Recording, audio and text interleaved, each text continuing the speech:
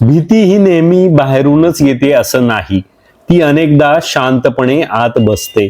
रात्री सगळे झोपलेले असतात, घरात अंधार असतो, घड्याळाचा हलका टिक टिक आवाज येत असतो आणि अचानक मनात एक प्रश्न उगवतो, उद्या माझ्या आयुष्याचं काय?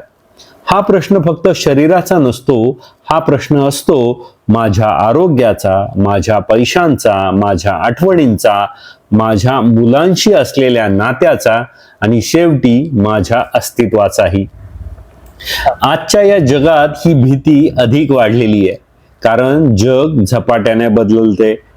मोबाईल बदलतोय, बँकिंग बदलतोय, नाती बदलतात, शहरं बदलतात, युद्ध सदृश्य परिस्थिती कायम निर्माण होते आजूबाजूला आणि कधी कधी आपल्या स्वतःच्या मुलांचं जगही इतकं वेगळं होतं की ज्येष्ठ माणसाला स्वतःच्या घरात परकं असल्यासारखं वाटू लागतं. पण एक गोष्ट लक्षात ठेवा, भीती ही वास्तवापेक्षा मनाचाच खेळ असण्याची शक्यता जास्त असते. आपल्या सनातन परंपरेनं आयुष्याच्या या टप्प्याला समाप्ती म्हटलं नाही, त्याला नाव दिलं वानप्रस्थ. वानप्रस्थ म्हणजे जंगलात पळून जाणं नव्हे, तर वानप्रस्थ म्हणजे हळूहळू बाहेरच्या गोंगाटातून आतल्या स्थैर्याकडे जाणं, आसक्तीकडून समत्वाकडे जाणं, साठवणुकीतून सार शोधण्याकडे जाणं. भगवद्गीतेत श्रीकृष्ण म्हणतात, समत्वम योग उच्चते, म्हणजे मनाचं संतुलन हाच सर्वोच्च योग. आज आपण जाणून घेणार आहोत ज्येष्ठ नागरिकांच्या 10 अशा भीती किंवा भीतीची कारणं, त्यामागचं मानसशास्त्र आणि त्यावरचे अतिशय प्रॅक्टिकल सहज सोपे उपाय. हा व्हिडिओ फक्त माहितीचा नाही, हा मनाला हात धरून उभं करण्याचा प्रयत्न आहे. पहिली भीती आहे आरोग्य अचानक कोसळण्याची. ज्येष्ठ माणसाच्या मनातली पहिली आणि सर्वात नैसर्गिक भीती म्हणजे मी आज बरा आहे, पण उद्या कधी बीपी वाढेल, कधी शुगर बिघडेल, कधी हृदयाचा त्रास सुरू होईल, कधी गुडघे साथ सोडतील, कधी पडून फ्रॅक्चर होईल, कधी एखादा दुर्धर असा कॅन्सर सारखा आजार होईल, याची अनामिक धास्ती आपल्या मनात कायम असते. यामागचं मानसशास्त्र खूप खोल आहे. वय वाढलं की माणूस आपल्या शरीरावर पूर्ण विश्वास ठेवू शकत नाही. तरुणपणी शरीर आपल्यासाठी स्वतःच चालणारं यंत्र असतं, पण वृद्धापकाळात शरीराची प्रत्येक हालचाल आपल्याला जाणवते. कंबर दुखते, श्वास चढतो, पाय थरथरतो आणि मग मन लगेच सर्वात वाईट निष्कर्षाकडे धाव घेतं. आणि इथे एक चूक होते. अनेक जण आरोग्याची काळजी घेण्याऐवजी आरोग्याचीच काळजी करत बसतात. WHO म्हणजे वर्ल्ड हेल्थ ऑर्गनायझेशनच्या म्हणण्यानुसार पडणं हे जगभरात अनावधानाने होणाऱ्या दुखापत मृत्यूचं एक सर्वात मोठं कारण आहे आणि 60 वर्षांवरील लोकांमध्ये त्याचा धोका अधिक असतो. यावर उपाय काय? आरोग्याबद्दलची भीती कमी करण्याचा पहिला नियम, अंदाजावर नाही सवयींवर जगायचं. लक्षात घ्या, अंदाजावर नाही सवयींवर जगायचं. दररोज स्वतःला विचारा, आज मी माझ्या शरीरासाठी, शरीराच्या स्वास्थ्यासाठी काय केलं? त्यासाठी 3 मोठे स्तंभ आपल्याला उभे करावे लागतील. पहिलं आहे चालणं, नियमित चालणं. चालणं म्हणजे फक्त कॅलरी जाळणं नाही, त्यानं रक्ताभिसरण सुधारतं, म्हणजे ब्लड सर्क्युलेशन चांगलं होतं, ते मन हलकं करतं, ते आपल्या पचनाला मदत करतं आणि स्वतःच्या शरीरावरचा आपला विश्वास परत आपल्याला मिळवून देतं. दुसरं आहे शक्तिवर्धक हालचाली. तुम्हाला चालणं उठणं कठीण जात असेल तर भिंतींचा आधार घेऊन उठा बशा करा, खुर्चीवरून उठणं बसणं करा, हलके वेट घेऊन त्याचं ट्रेनिंग करा, स्ट्रेचिंग करा, ताईची, योगासनं, योगाभ्यास सारखे घरच्या घरी करता येण्यासारखे व्यायाम प्रकार करा. कारण भीती बऱ्याचदा दुखण्याची नसते, ती असते असमर्थ होण्याची. तिसरं आहे तपासण्या. अनिश्चितता सर्वात जास्त भीती निर्माण करते, त्यामुळे नियमित तपासणी म्हणजे भीतीला एक नाव देणं, आणि नाव दिलं की भीती अर्धी कमी होते. एक साधं उदाहरण बघा. सुधाकर रावांना पायात अधूनमधून अशक्तपणा जाणवत होता. मनात त्यांनी निष्कर्ष काढला, आता मी संपलो. आता माझं चालणं फिरणं संपणार. पण डॉक्टरांना त्यांनी दाखवलं आणि तपासण्या करून घेतल्यावरती डॉक्टरांनी सांगितलं तुमच्यामध्ये व्हिटॅमिन डी, B12 आणि मसल विकनेस हा त्रास आहे. योग्य औषध, योग्य वेळी सूर्यप्रकाश, प्रोटीनचा युक्त आहार आणि 3 महिन्यांचं एक्झरसाइजचं रुटीन आणि सुधाकर रावांचा आजार फक्त शरीरात नव्हता, तो त्यांच्या कल्पनेतही होता आणि यामुळं उपचार दोन्हींचा झाला. आपल्या संस्कृतीत एक सुंदर तत्व आहे, शरीर माध्यम खलु धर्म साधनम. हे शरीरच जीवन जगण्याचं साधन आहे. त्याची भीती बाळगू नका, त्याची सेवा करा. दुसरी सर्वात मोठी भीती आहे पडण्याची, हाड मोडण्याची आणि त्यानंतर इतरांवर अवलंबून होण्याची.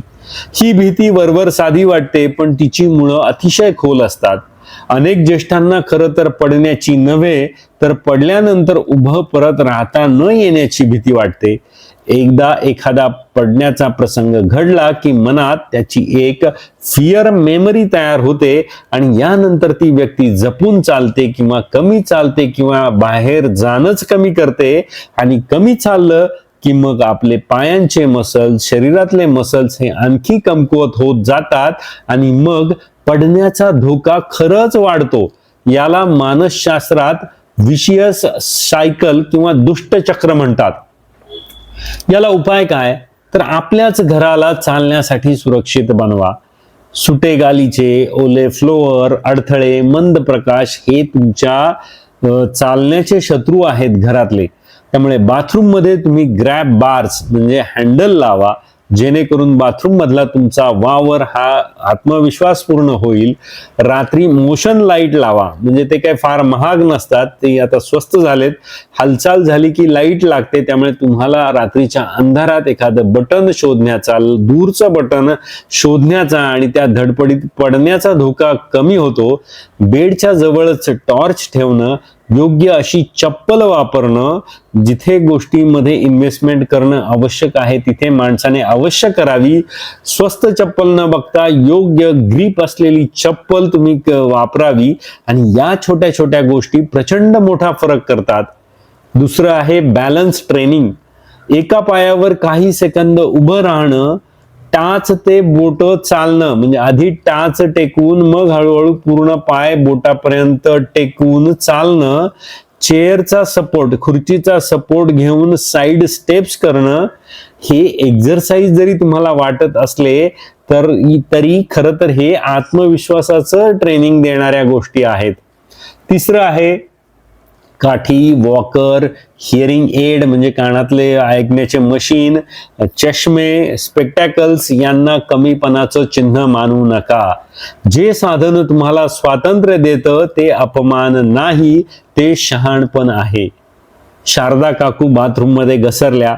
मोठी दुखापत झाली नाही, पण त्यानंतर त्या महिन्या एकट्या बाथरूम मध्ये जायला घाबरू लागल्या. त्यांना गरज फक्त औषधांची नव्हती, तर प्रसंगानंतर झालेल्या भीतीच्या निराकरणाची गरज होती. त्यामुळे त्यांच्या मुलांनी बाथरूम मध्ये सपोर्ट बार्स बसवले, फिजिओथेरपी सुरू केली आणि रोज 10 मिनिटं सुपरवाइज्ड वॉकिंग म्हणजे निरीक्षणाखाली चालणं त्यांना करायला सांगितलं गेलं. आणि 3 महिन्यांनी त्या म्हणाल्या, माझ्या गुडघ्यांना नाही तर आता माझ्या मनाला ताकद आलेली आहे. तिसरी महत्वाची भीती आहे स्मृती कमी होण्याची, डिमेन्शियाची आणि स्वतःला हरवण्याची. ही भीती फार वेदनादायक असते, कारण यात फक्त विस्मरण नसतं, यात मी कोण आहे या जाणीवेवरचं धुकं येण्याची भीती असते. चष्मा कुठे ठेवला हे विसरणं, आपलं स्वतःचं नाव आठवायला क्षणभर वेळ लागणं, वस्तू चुकीच्या ठिकाणी ठेवणं, यामुळे अनेक ज्येष्ठ घाबरून जातात. आणि प्रत्येक विस्मरण म्हणजे डिमेन्शिया नसतं. वयानुसार काही कॉग्निटिव्ह चेंजेस म्हणजे आपल्या आठवणीच्या किंवा मेमरीच्या क्षमतेमध्ये होणारे चेंजेस हे नैसर्गिक असतात आणि मोठ्या वयातही नवीन गोष्टी शिकणं, नवीन स्किल्स आत्मसात करणं आणि स्मरणशक्ती सुधारणं हे शक्य असतं. WHO नुसार डिमेन्शिया हे आरोग्य, सामाजिक आणि आर्थिक सर्व स्तरांवर परिणाम करणारं एक मोठं आव्हान आहे. यामागचं मानसशास्त्र काय? स्मृती कमी होण्याची भीती म्हणजे प्रत्यक्षात आपलं स्वतःवरचं नियंत्रण सुटण्याची भीती. आज मी विसरलो, उद्या मी घरच्यांचीच नाव विसरलो तर मन लगेच शेवटच्या टप्प्यावर उडी मारतं. पण यावर उपाय आहेत आणि साधे उपाय आहेत. पहिला उपाय आहे घाबरू नका, निरीक्षण करा. आपण कधी, काय, किती वेळा विसरतोय हे ध्यान देऊन बघा. स्ट्रेस म्हणजे ताण, मानसिक ताण, झोपेचा अभाव, पुअर स्लीप, हिअरिंग लॉस म्हणजे ऐकण्याच्या क्षमतेत घट, डिप्रेशन म्हणजे नैराश्य, आणि तुमची जी औषधं चालू असतील त्या काही औषधांचे साईड इफेक्ट्स हेही या विसरण्यामागे कारण असू शकतं. दुसरा उपाय जो आपण इतरही आपल्या आधीच्या व्हिडिओमध्ये आवर्जून आणि ठासून सांगितलंय, मेंदूला सक्रिय ठेवा. फक्त टीव्हीच्या न्यूज डिबेट पाहणं, पॉलिटिकल चर्चा करणं किंवा गॉसिपिंग करणं म्हणजे मेंदूला सक्रिय ठेवणं नाही.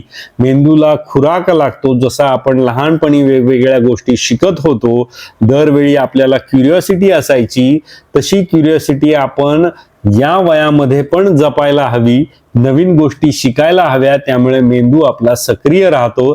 त्यामुळे फक्त सुडोकू नाही, नवीन भजनं शिका, गाणी शिका, नवीन रेसिपी शिका, नातवंडांसोबत मोबाईल असेल, लॅपटॉप असेल, त्यामधले ऍप्स असतील त्यांची फंक्शन शिका. त्या ऍपचा तुमच्यासाठी काय उपयोग आहे ते जाणून घ्या. रोजच्या रोज काहीतरी लिहा, डायरी लिहा, कथा लिहा, कविता लिहा, जुन्या आठवणी आठवा, त्या क्रमाक्रमाने सांगा. थोडक्यात मेंदूला काम द्या. तिसरा उपाय आहे झोप, चालणं, ब्लड प्रेशर आणि शुगरचं प्रमाण रक्तातल्या याकडे जाणीवपूर्वक लक्ष द्या. कारण याचा आपल्या मेंदूच्या आरोग्याशी थेट संबंध आहे. चौथा उपाय, मला विस्मरण सुरू झालं हे लपवू नका. भीती लपवली की ती वाढते, सामायिक केली, दुसऱ्यांना सांगितली की ती हलकी होते. नामदेव काका प्रत्येक वेळी चावी विसरत आणि त्यांनी निष्कर्ष काढला त्यावरनं की माझ्या तर डिमेन्शियाची सुरुवात झाली, आता माझं काही खरं नाही. पण नंतर कळलं की त्यांच्या झोपेची गुणवत्ता खराब होती, त्यांची झोप पूर्ण होत नव्हती, ते दिवसभरात पाणी कमी प्यायचे आणि त्यांची इतर ट्रीटमेंटच्या ज्या काही 3 गोळ्या औषधं होती त्याच्या साईड इफेक्ट्समुळे त्यांना गुंगी राहायची. एकदा का हे लक्षात आलं, त्यांनी आपलं रुटीन सुधारलं, झोप नीट केली. झोप नीट करण्यासाठी त्यांनी शरीराला थोडं थकवलं, दमवलं दिवसभर आणि पाणी योग्य पिले, औषधं बदलून घेतली आणि भीतीने जे डिमेन्शिया म्हणून त्यांनी स्वतःच घोषित केलं होतं तो प्रत्यक्षात थकलेला मेंदू निघाला आणि या काही उपायांनी ते पूर्णपणे त्यातनं बाहेर आले. चौथी भीती असते एकटेपणाची आणि मी आता कोणासाठी या प्रश्नाची. आजची ही भीती प्रचंड मोठी भीती आहे. मोबाईल, टीव्हीमुळे कुटुंबात लोक आहेत पण संवाद नाही. मुलं आहेत पण त्यांना त्यांच्या व्यस्त दिनचर्येतनं वेळ नाही. फोन आहे पण मन मोकळं करण्यासाठी जवळचा असा कोणी खांदा नाही. वर्ल्ड हेल्थ ऑर्गनायझेशन आणि NIA दोघेही सांगतात की सोशल आयसोलेशन किंवा लोनलीनेस यांचा शारीरिक व मानसिक आरोग्यावर गंभीर परिणाम होतो. म्हणजे माणूस एकटा पडला किंवा एकाकी झाला की त्याचा आपल्या मानसिक आणि शारीरिक आरोग्यावर परिणाम होतो थेट. सिनियर सिटीजन्स मध्ये, ज्येष्ठ नागरिकांमध्ये हार्ट डिसीज म्हणजे हृदयविकार, नैराश्य, डिप्रेशन, एन्झायटी, चिंता किंवा त्यामुळे येणारा हायपरटेन्शन आणि कॉग्निटिव्ह डिक्लाइन म्हणजे मेमरी सारखे विसरणं जो काही प्रकार असतो त्याचा धोका वाढू शकतो. आणि या लोनलीनेसला जागतिक सार्वजनिक आरोग्य विषयक महत्वाचा मुद्दा मानलं गेलाय. मानसशास्त्र इथं सांगतं माणसाला फक्त लोकांची संख्या नको असते, त्याला मोलाचं अस्तित्व हवं असतं. एकटेपणा म्हणजे घरात कोणी नसणं नाही. एकटेपणा म्हणजे माझं बोलणं कोणापर्यंत, कोणाच्या मनापर्यंत पोचत नाही, भिडत नाही असं वाटणं. उपाय आहेत, साधे सोपे उपाय आहेत. पहिला उपाय, पॅसिव्ह लोनलीनेस मोडा. म्हणजे स्वतःहून तुम्ही पत्करलेला एकाकीपणा मोडा. सतत वाट बघू नका की कोणीतरी दुसरा फोन करेल आणि माझा एकाकीपणा नाहीसा होईल. तुम्ही इनिशिएटिव्ह घ्या, तुम्ही स्वतःहून फोन करा, तुम्ही स्वतःहून मित्रांशी, नातेवाईकांशी, जे तुमच्या वेवलेंथशी जुळतात, ज्यांच्याशी तुमचं पटतं, ज्यांना भेटल्याने तुम्हाला आनंद मिळतो, अशा नातेवाईकांशी स्वतःहून भेट ठरवा. तुम्ही एखादा प्रेयर ग्रुप म्हणा किंवा भजन मंडळ असेल, वाचन मंडळ असेल, सत्संग असेल, चालायचा किंवा व्यायाम करायचा, ताईची करण्याचा ग्रुप असेल, एखादा तुमचा छंद असेल, त्या छंदा संदर्भातला एखादा तुमचा ग्रुप गोळा झाला असेल, सिनियर तुमचं काही सिटीजन मंडळ असेल, सोसायटीतलं, गावातलं, कॉलनीतलं, त्या मंडळात आवर्जून सामील व्हा. आणि दुसरा उपाय, आणि हा फार महत्वाचा आहे, युजफुल बना, दुसऱ्यांसाठी उपयोगी बना. माणूस जेव्हा दुसऱ्यांसाठी उपयोगी असतो तेव्हा एकटेपणा नुसताच कमी होत नाही, तर आपल्या आयुष्यालाही एक अर्थ प्राप्त होतो. एखाद्या मुलाला अभ्यासात मदत करा. तुमचं जे काही कार्यक्षेत्र होतं उमेदीच्या काळातलं, त्या कार्यक्षेत्रातलं तुमचं जे नॉलेज आहे ते इतर समाजातल्या लोकांना द्या, गरजू लोकांना द्या. एखाद्याला साधा साधा बँकेचा फॉर्म कसा भरायचा असतो, बँकेची प्रोसेस काय असते ते समजावणं झालं, एखाद्या आजारी मित्राला भेटणं झालं, कारण ही औषधं एकटेपणा दूर करण्यासाठी फार मोठी आणि कार्यक्षम असतात. तिसरा उपाय, घरी जिवंत रिच्युअल्स तयार करा. म्हणजे काय, काही गोष्टी करायच्या म्हणजे करायच्या. दर संध्याकाळी 20 मिनिटं फोनवर एका तरी मित्राशी बोला. आठवड्यातून एकदा सहकुटुंब, म्हणजे जे कोणी आपले घरातली मुलं बाहेरच्या शहरात असतील, कामानिमित्त व्यस्त असतील, तर एकदा तरी कुटुंबासोबत एक दिवस पूर्ण घालवा. सकाळचा नाश्ता, दुपारचं जेवण, संध्याकाळचा चहा, रात्रीचं जेवण, यातलं 1-2 जरी गोष्टी तुम्ही एकत्र केल्यात तरी बघा तुम्हाला किती प्रसन्न वाटेल. रविवारी आवर्जून नातवंडांना गोष्टी सांगा, त्यांच्याबरोबर खेळा, बागडा आणि मनाला आपल्या या रुटीनचं कनेक्शन जोडून घ्या. मीनाताईंची मुलं परदेशात होती, घर मोठं होतं, सुविधा सगळ्या होत्या, पण आत प्रचंड पोकळी त्यांना जाणवायची. मग नंतर त्यांनी इमारतीतल्याच, म्हणजे त्यांच्या बिल्डिंग मधल्या 3 मुलांना रोज 1 तास मराठी वाचन शिकवायला सुरुवात केली. त्या मुलांचं मराठी अस्खलित झालंच, पण मीनाताईंच्या डोळ्यातला एकटेपणा देखील कमी झाला, कारण त्यांना कंपॅनियनशिप पेक्षा जास्त काही मिळालं. त्यांना समाजात एक भूमिका मिळाली. 5वी एक महत्वाची भीती असते, पैशांची, महागाईची आणि उद्याचा खर्च कसा भागणार याची. ज्येष्ठांच्या मनात एक सतत चालू असलेलं गणित असतं. औषध, तपासण्या, घर खर्च, कधी गरज पडली तर मदतनीस किंवा नर्स, अनपेक्षित आजार आणि मुलांवर आपण ओझं होण्याची शक्यता. 2025 मधले जे काही रिसर्च संशोधन अहवाल प्रकाशित झालेत ते सांगतात, वृद्धत्व, सामाजिक असुरक्षितता आणि या उतार वयात असणारी कमाईची इन्सिक्युरिटी किंवा अशाश्वत इन्कम, ठराविक इन्कम नसणं, याला मोठे जागतिक प्रश्न मानले गेलेत. मानसशास्त्र सांगतं, पैशांची भीती ही फक्त पैशांची नसते, ती स्वाभिमानाची भीती असते. माझ्या गरजेसाठी मला हात पसरावा लागेल का, हा प्रश्न एखाद्या स्वाभिमानी माणसाला आतून हादरवतो. त्याच्यावरती उपाय काय? पहिला नियम आहे, हे जे आर्थिक धुकं आहे, फायनान्शियल फॉग आहे, ते हटवा. कागदपत्र, बँक खाती, नॉमिनेशन, इन्शुरन्स, मंथली खर्च, इमर्जन्सी फंड, सगळं काही लिहून ठेवा. अस्पष्टतेत भीती वाढते, स्पष्टतेत नियंत्रण मिळतं. जे काही असेल, थोडी भीती वाटेल की आपल्याला खरी आपली आर्थिक स्थिती कळेल आणि मग टेन्शन येईल, पण ते टेन्शन हे फक्त काही क्षणापुरतं असतं. परंतु एकदा तुम्हाला तुमच्या आर्थिक स्थितीची स्पष्टता आली की तुम्हाला एक्झॅक्टली कळतं की तुम्हाला तुमचं भविष्याचं नियोजन कसं करायचंय. त्यामुळे दुसरा नियम, जास्त पेक्षा पुरेसं हा विचार. वृद्धापकाळात समृद्धीचा अर्थ बदलतो. मोठं घर, भरपूर वस्तू, अनेक वेगवेगळ्या प्रकारचे सबस्क्रिप्शन्स, अनावश्यक खर्च, अनावश्यक खरेद्या यानं मनाला सुरक्षितता मिळत नाही. सुरक्षितता मिळते ती योग्य नियोजन केलेल्या साध्या राहणीमानातून, प्लॅन्ड सिम्प्लिसिटीने.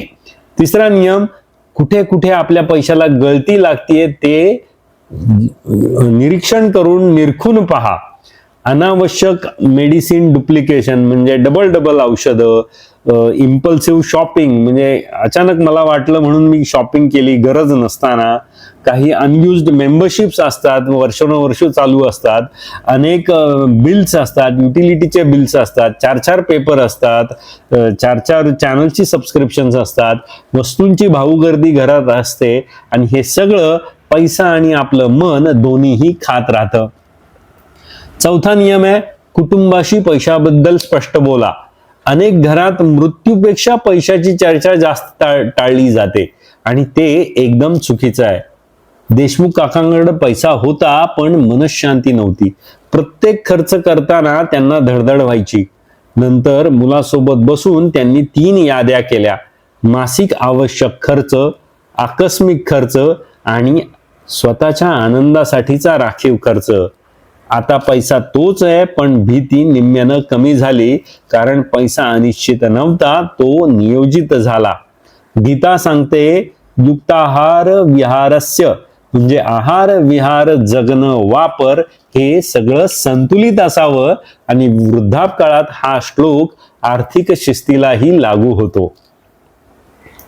6वी भीती आहे आपली डिजिटल जगाची, फसवणुकीची आणि मला हे जमत नाही या न्यूनगंडाची. आजच्या काळात ही भीती नवीन जरी असली तरी प्रचंड खरी आहे.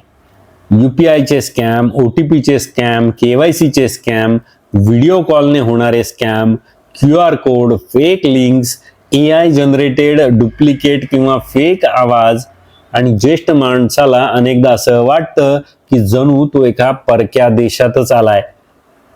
2024-25च्या आकडेवारीनुसार 60हून अधिक वयोगटातील पीडितांनी जवळपास $5 अब्ज नुकसान जगभरात नोंदवलंय.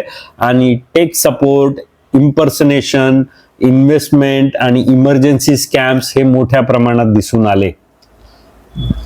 मानसशास्त्र काय सांगतं? जे समजत नाही, आपल्याला जे समजत नाही त्याची भीती वाटते. आणि ज्येष्ठांना फक्त फ्रॉडची भीती नसते, तर जग त्यांच्यावर हसेल याची पण भीती असते. मी काही विचारलं तर लोक मला अडाणी समजतील का, ही भीती त्यांना नवीन काहीतरी शिकण्यापासून दूर ठेवते. यावर उपाय काय? पहिला नियम, टेक्नॉलॉजीला हुशार लोकांची किंवा तरुण लोकांची गोष्ट समजू नका.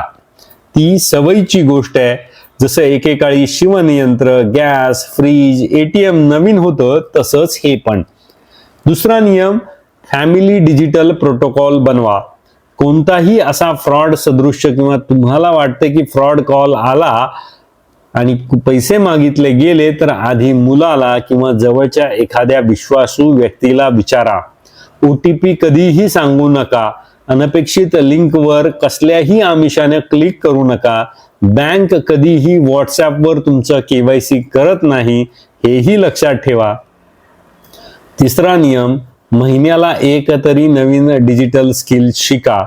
या महिन्यात व्हिडिओ कॉल कसा करायचा, खरा व्हिडिओ कॉल कसा ओळखायचा, पुढच्या महिन्यात UPIचे ट्रान्झॅक्शन म्हणजे गुगल पे असेल, फोन पेने ट्रान्झॅक्शन कसे करायचे, त्यातली सुरक्षितता कशी बाळगायची. त्यानंतर ऑनलाईन तुमच्या अपॉइंटमेंट बुकिंग असतील किंवा सिनेमा नाटकांचे बुकिंग असतील, असं एक एक डिजिटल स्किल शिकत जा, ज्यातनं तुमचा आत्मविश्वास वृद्धिंगत होत राहील. चौथा नियम, नोट्स वहीत लिहून ठेवा. जर तुम्हाला गोष्टी लिहून ठेवायची सवय असेल, नसली तरी ती सवय लावून घेणं का चांगलं आहे. पासवर्ड नका लिहू, पण त्याच्या स्टेप्स लिहा. फोन पेने पैसे कसे पाठवायचे, व्हिडिओ कॉल कसा घ्यायचा, लिहिलेली प्रक्रिया मेंदूला धीर देते, त्यामुळे लिहून ठेवा. वंदना काकूंना असाच एका दुपारी फोन आला, तुमचं पार्सल कस्टम मध्ये अडकलंय, त्यासाठी 25,000 भरायला लागतील, नाहीतर तुमच्या कुटुंबियांना असा त्रास होईल, तसा त्रास होईल. त्या घाबरल्या. पण त्या पूर्वीसारख्या असत्या तर त्यांनी कदाचित पैसे भरून मोकळ्या झाल्या असत्या. पण घरात त्यांच्या ठरलेला नियम होता, पैशाबाबत, अशा आलेल्या कॉल मधल्या पैशाबाबत कोणताही निर्णय लगेच नाही. त्या थांबल्या. त्यांनी शेजारच्या आपल्या पुतण्याला विचारलं आणि हा कॉल फ्रॉड निघाला.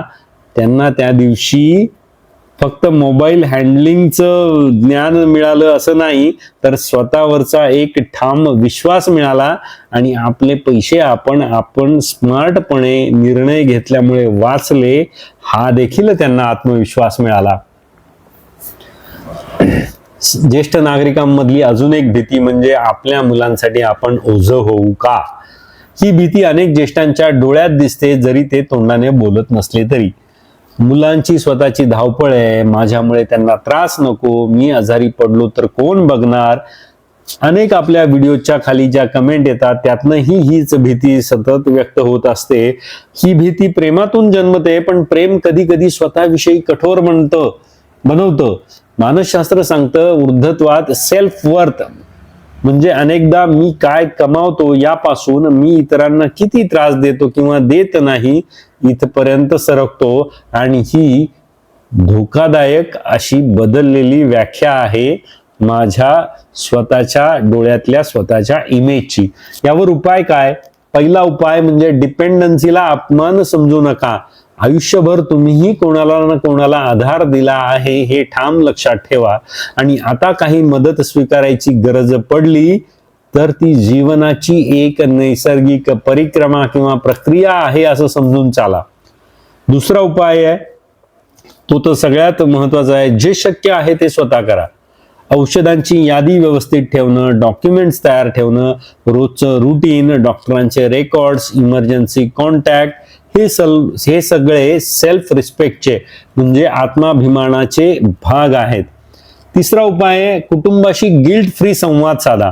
मला हे जमेल, हे नाही जमणार हे स्पष्ट सांगा. अनुमानावर नाती अवलंबून ठेवू नका.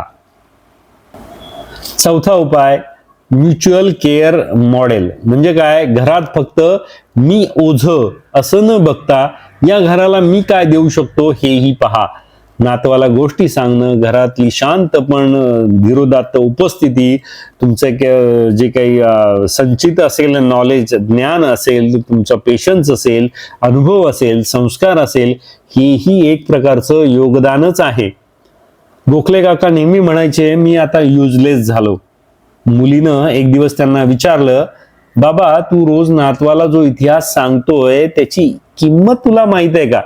आणि त्या दिवशी गोखले काकांना कळलं, उपयोगिता फक्त पैसे कमावण्यात नसते. आठवी भीती नात्यांमधून बाजूला पडण्याची, आपला नातेवाईकांमध्ये किंवा कुटुंबियांमध्ये आदर कमी होण्याची. पूर्वी घरात ज्येष्ठांचं बोलणं हे शेवटचं वाक्य मानलं जायचं, तसा त्यांना रिस्पेक्ट, आदर असायचा. पण आज अनेक घरात निर्णय हे गुगल, युट्यूब किंवा बाहेरच्या कन्सल्टंट्सकडे गेलेत. म्हणजे आर्थिक काही नियोजन करायचंय त्याचा वेगळा कन्सल्टंट, तब्येतीविषयी काही तक्रार आहेत, साध्या साध्या तक्रारी आहेत, लगेच स्पेशलिस्टकडे माणूस जातो. आणि ज्येष्ठांना असं वाटतं की माझ्याकडे काहीतरी सल्ला देण्यासारखा आहे पण मला विचारलंच जात नाही, आता माझं मत विचारतच नाही. आणि हीच भावना त्यांना आतून पोखरत राहते. यामागचं मानसशास्त्र काय आहे? तर मानवी मनाला फक्त प्रेम नको असतं, त्याला मान्यता देखील हवी असते. मी अजूनही महत्वाचा आहे ही जाणीव नसेल तर मन आतून कोमेजून जातं. यावरचा उपाय, पहिला उपाय आदर मागायचा नसतो पण स्वतःची उपस्थिती ही जिवंत ठेवायची असते. रुसून शांत बसणं यानं अंतर वाढतं, त्यामुळे संवाद साधा. पण प्रत्येक गोष्टीत नियंत्रण ठेवण्याचा प्रयत्न करू नका. दुसरा उपाय, जुन्या अनुभवाला नव्या भाषेत संयमाने मांडायला शिका, चिडू नका. उपदेश कमी, अनुभव कथन जास्त करा. आमच्या काळात ऐवजी मला एक अनुभव आलाय या संदर्भातला तो सांगू का असं म्हणा. तिसरा उपाय, स्वतःची ओळख फक्त कुटुंबावर ठेवू नका. तुमची स्वतंत्र मैत्री, तुमचा स्वतंत्र व्यक्तिमत्व, तुमचा छंद, तुमचा क्लोज मित्रांचा ग्रुप, तुमचा अभ्यास, एखाद्या विषयातला तुमची सेवा असं असू द्या.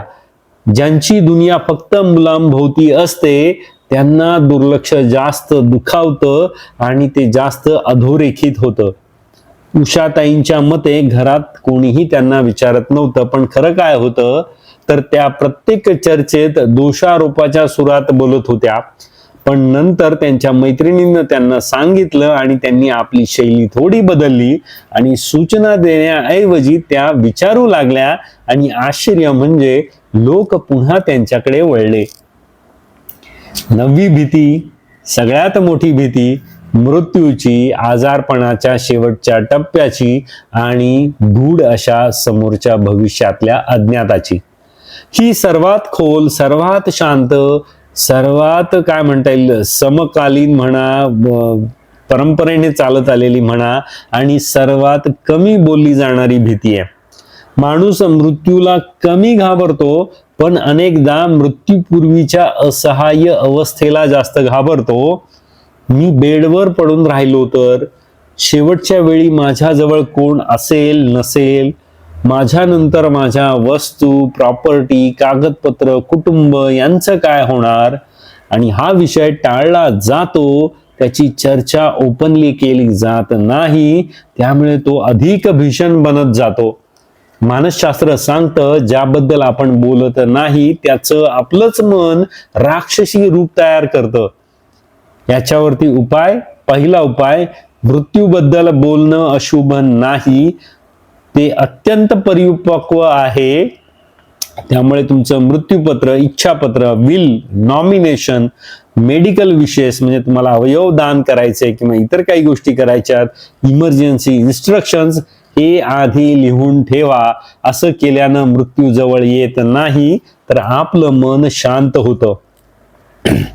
दुसरा उपाय, स्पिरिच्युअल प्रिपरेशन, प्रार्थना, जप, गीता, ध्यान, श्वासाचं भान, क्षमा, कृतज्ञता. आपल्या भारतीय सनातन परंपरेत, संस्कृतीमध्ये मृत्यू या संकल्पनेशी कसं डील केलेलं आहे हे जर तुम्ही वाचन केलं, एखाद्या सत्संगाला गेलात किंवा एखाद्या गुरुचे तुम्ही मार्गदर्शन घेतलं तर या सगळ्या भीती तुमच्या दूर होऊ शकतात आणि तुम्हाला एक वेगळ्या प्रकारचा आत्मविश्वास येऊ शकतो. आणि हे फक्त धार्मिक प्रदर्शनासाठी नाही तर आपल्या अंतर्मनातली भीती ही सॉफ्ट, मऊ करण्यासाठी आहे. तिसरा उपाय आहे, आपल्या ज्या काही पूर्ण न झालेल्या भावना, अनफिनिश्ड इमोशन्स पूर्ण करा. ज्याच्यावर राग आहे त्याला माफ करा. आता 60-70 मध्ये आपलं हे वय राग धरून राहण्याचं नाही, माफ करण्याचं आहे. ज्याच्यावर प्रेम आहे त्याला स्पष्ट सांगा, आठवड्यातून 2दा सांगा. जे बोलायचं आहे ते बोला. अपूर्ण भावना आपली मृत्यूची भीती वाढवतात.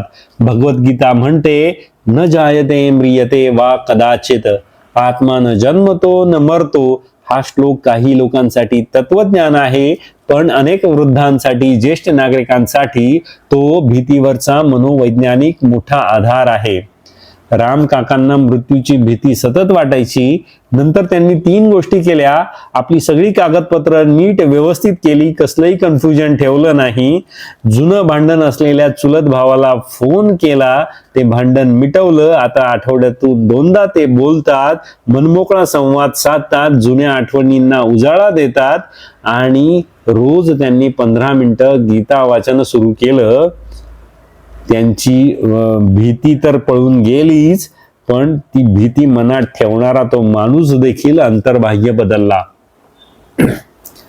10वी भीती आहे, आता हे जे काही आपल्या पुढे उरलेलं आयुष्य आहे त्याला खरंच काही अर्थ उरलेला आहे का? आणि ही सर्वात वेदनादायक भीती आहे, कारण ती दिसत नाही, ती हळूहळू आपल्याच वाक्यातून, आपल्याच तोंडून बाहेर पडते. आता आमचं काय उरलंय? आता काय फक्त दिवस काढायचे? आता नवीन काय करायचं वय राहिलंय? यामागे depression, loss of role, retirement shock, social invisibility म्हणजे नैराश्य आपलं भूमिका आपल्या कुटुंबातली समाजातली कमी झाली त्याची जाणीव, रिटायरमेंट झाल्यानंतर एक माणसाला शॉक बसतो कारण त्याचं सगळं वेळापत्रकच बदलून जातं, सोशल इनविजिबिलिटी म्हणजे समाजात तुमचं सक्रिय नसणं हे सगळं असू शकतं. पण मूळ प्रश्न एकच असतो, माझ्या अस्तित्वाची किंमत अजून आहे का? यावर पहिला उपाय, आयुष्याला काम संपलं अशा भाषेत कधीच पाहू नका. हा दुसरा टप्पा चालू झालाय असं त्याच्याकडे बघा. रोल बदललेला आहे पण व्हॅल्यू बदललेली नाही. दुसरा उपाय, डेली पर्पज ठरवा. मोठं नाही, आज मी कोणासाठी उपयुक्त ठरणार, युजफुल होणार, आज मी नवीन काय शिकणार, आज मी कोणती चांगली आठवण तयार करणार, कोणती चांगली मेमरी तयार करणार. तिसरा उपाय आहे, लिगसी प्रोजेक्ट सुरू करा. म्हणजे काय तर आपल्या आयुष्याची कथा लिहा, घरच्या पाककृती लिहा ज्या खास तुमच्या घरात बनल्या जातात, अशा पाककृतींचा संग्रह करा.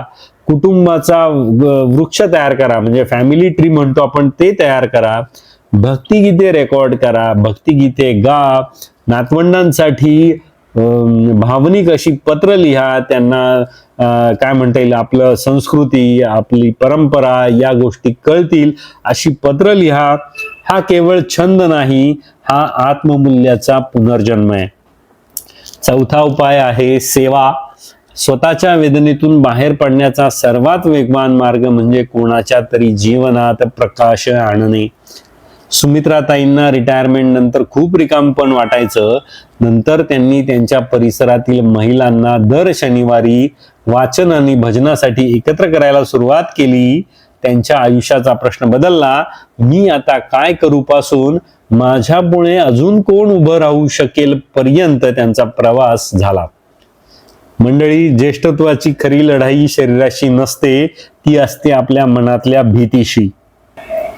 भीती म्हणते तू आता कमी झालास, अनुभव म्हणतो नाही तू आता अधिक खोल झालास. भीती म्हणते तुझं जग संपत चाललंय, शहाणपण म्हणतं नाही आता तुला जग अधिक स्पष्ट दिसतंय. आपल्या ऋषींनी वृद्धत्वाला शाप म्हटलं नाही, त्याला परिपक्वतेचा ऋतू म्हटलंय. वानप्रस्थ म्हणजे घर सोडणं नाही, वानप्रस्थ म्हणजे अनावश्यक गोष्टी सोडून देणं, मनातली भीती सोडून देणं आणि स्वतःच्या आत्म्याजवळ परत येण्याचा प्रवास करणं. आज इथून एक गोष्ट नक्की घेऊन जा, भीती संपणार नाही, पण भीतीवरचं तुमचं राज्य सुरू होऊ शकतं. दररोज थोडं चालायचं, थोडं हसायचं, थोडं शिकायचं, थोडं जोडायचं, थोडं सोडायचं आणि थोडं ईश्वरावर, आयुष्यावर आणि स्वतःच्या सामर्थ्यावर विश्वास ठेवायचा. कारण तुम्ही उरलेले लोक नाही, तुम्ही या समाजाचे अनुभव संपन्न, भावना संपन्न आणि प्रकाश देणारे लोक आहात. वृद्धत्व म्हणजे शेवट नव्हे, वृद्धत्व म्हणजे साराकडे परत जाणं. आणि म्हणूनच भीतीला नमस्कार करा, पण तिच्या समोर कधीही नतमस्तक होऊ नका. मंडळी, आजचा व्हिडिओ हा खूप मोठा झालेला आहे, परंतु मला काय म्हणता येईल आत्मविश्वास आहे की हा व्हिडिओ तुम्हाला आवडला असेल. आवडला असल्यास तो नक्की लाईक करा. आणि या अशा भीतींनी सगळा समाज आपला ग्रस्त आहे. ही भीती घालवण्यासाठीचे जे काही उपाय या व्हिडिओत सांगितलेत ते जास्त लोकांपर्यंत पोहोचण्यासाठी हा जास्तीत जास्त शेअर करणं गरजेचं आहे. त्यामुळे तो तुम्ही शेअर करालच अशी मी आशा करतो. आणि तुमची काही प्रतिक्रिया असेल, तुमचा काही अशा भीतीविषयीचा अनुभव असेल तर तो आवर्जून कमेंट करून सांगा. त्याच्यामुळे एक नवीन चर्चा आपण चालू करू शकतो आणि त्या एखाद्या समस्येचं समाधान देखील इथे शोधू शकतो. आणि आपण गोल्ड एज ज्ञान या चॅनलवर नवीन असाल तर या चॅनलला सबस्क्राईब मात्र नक्की करा. धन्यवाद. भेटूयात नवीन व्हिडिओत अशाच एखाद्या नवीन बोधप्रद विषयासह. धन्यवाद.